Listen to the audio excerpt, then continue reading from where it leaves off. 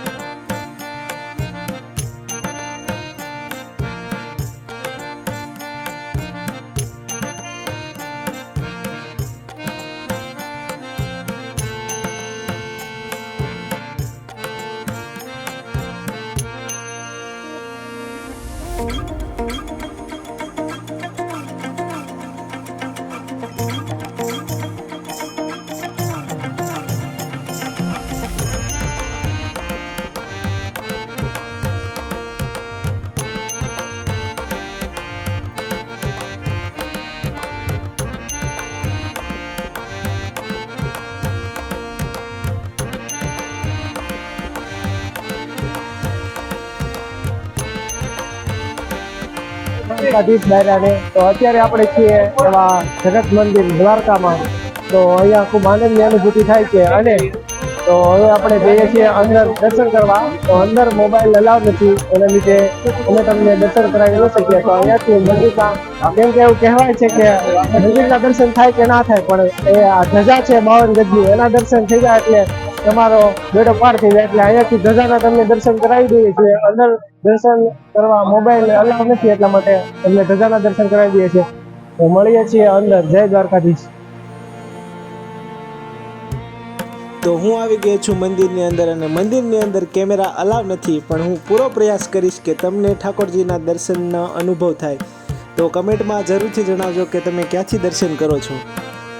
તો અમારી ટીમને તો મસ્ત મજાના દર્શન થઈ ગયા છે અને અમને આરતીનો લાવો પણ અડધી કલાકથી વધારે મળેલો છે। તો અમારે મસ્ત મજાના દર્શન થઈ ગયા છે, જાણે કાનુડો પોતે આપણે યારે વાતું કરતો હોય એવો અનુભવ થયો છે અમને, અને મસ્ત મજાના દર્શન અમારે થઈ ગયા છે। તો જય દ્વારકાધીશ બધાને।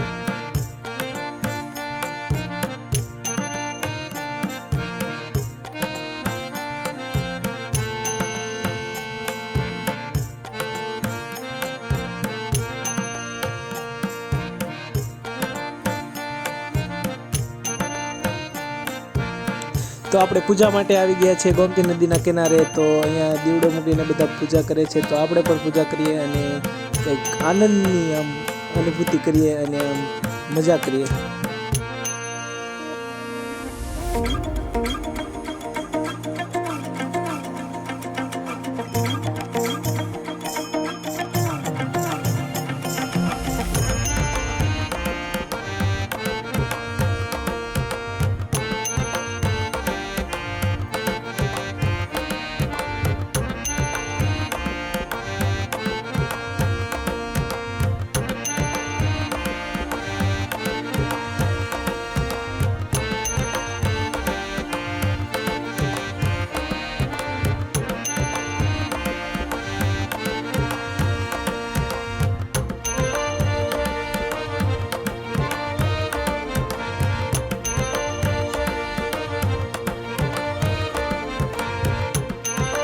જય દ્વારકાધીશ, જય ગોમતી મૈયા।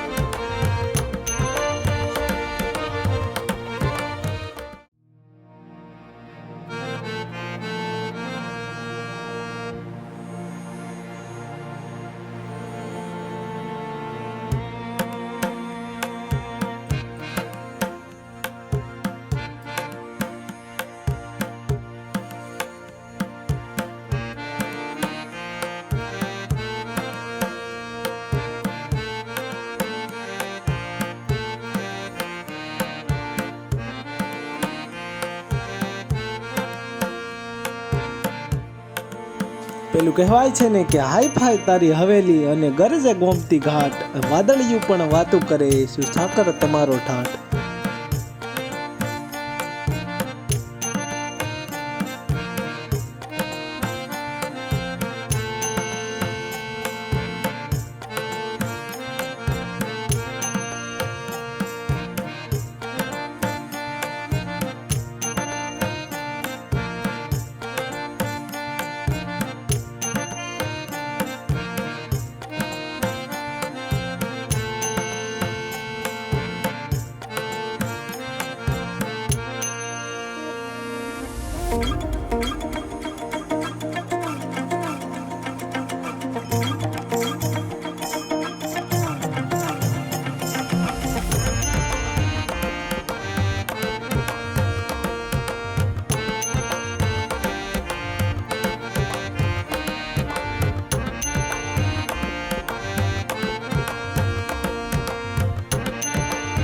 તો રાત્રિનો વ્યૂ કંઈક આવો હોય છે દ્વારકામાં, તો તમે જોઈ શકો છો રાત્રિનો વ્યૂ.